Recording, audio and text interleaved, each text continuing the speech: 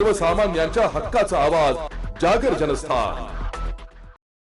Survey number 529 मधील तुकडाबंदी कायद्यानुसार कोणतीही आकारणी लागू नसताना नगररचना विभाग व धुळे महानगरपालिकेने केलेली 1,24,63,000 रुपयांची आकारणी रद्द करण्याची मागणी मिल परिसरातील रहिवाशांनी आयुक्तांकडे निवेदनाद्वारे केली आहे।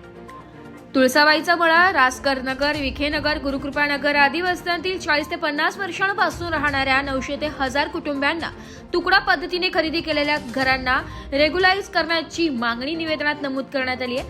शासन आदेशानुसार तुकडाबंदी कायद्यात 500 ते 1000 स्क्वेअर फूट तुकड्यांना दंडमुक्ती असून कोणीही आकारणी करता येत नाही असा दावा रहिवाशांनी केलाय। आकारणी रद्द करून वस्त्यांची तात्काळ मंजुरी द्यावी, सातबारे उतारे निर्माण करावे आणि पंतप्रधान आवास योजनेचा लाभ उपलब्ध करून द्यावा अशी मागणी निवेदनात करण्यात आली आहे। मागणी मान्य न झाल्यास सामूहिक ठिय्या आंदोलनाचा इशारा देण्यात आलाय।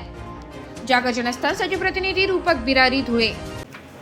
529 मधील सिटी सर्वे क्रमांक 529 मधील विखेनगर, रासकर नगर, गुरुकृपानगर याला जी आकारणी झालेली आहे 1,24,63,000 ही आकारणी 15/10/2025 झालेली आहे। पण आमची मागणी अशी आहे की आत्ता 3/11च्या आदेशानुसार जे तुकडा झालेले आहेत म्हणजे विखेनगर झालं, रासकर नगर झालं, गुरुकृपानगर झालं, तुळसाबाईचा माळा झालं, यांच्यामध्ये तुकडा खरेदी म्हणून विक्री झालेली आणि 15/30, 15/35, 15 असे 450, 500, 1000 स्क्वेअर फूटचे प्लॉट बनवले गेलेले म्हणजे तुकडा करून विकण्यात आलेली।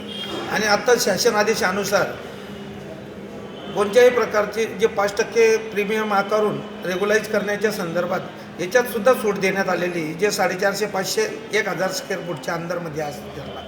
म्हणून आम्ही सन्माननीय आयुक्त साहेबांना मिल परिसरातील संपूर्ण गोरगरीब वस्त्या ज्याच्यात श्रीरामनगर आहे, बडतचा आहे, अयोध्यानगर आहे, रासकर नगर आहे, विखेनगर आहे, तुळसाबाईचा मळा आहे, गुरुकृपानगर आहे, आटकरवाडी आहे, शेलारवाडी आहे, राववाडी आहे, नीलाबाईची चाळ आहे, नारायण मास्तरची चाळ आहे, चक्करबल्डी अशा या सगळ्या वस्त्यांना ज्या तुकडा खरेदीमध्ये ज्यांना नोटरीवर विकण्यात आलेले आहे, काहींचे रजिस्टर करण्यात आलेले आहे, 450 ते 500 स्क्वेअर फूटचे प्लॉट आहे।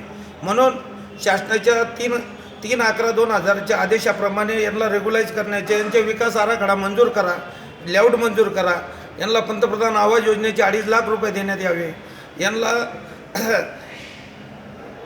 तात्काळ महसूलचे पत्रव्यवहार करून सातबारा देण्याची व्यवस्था करावी।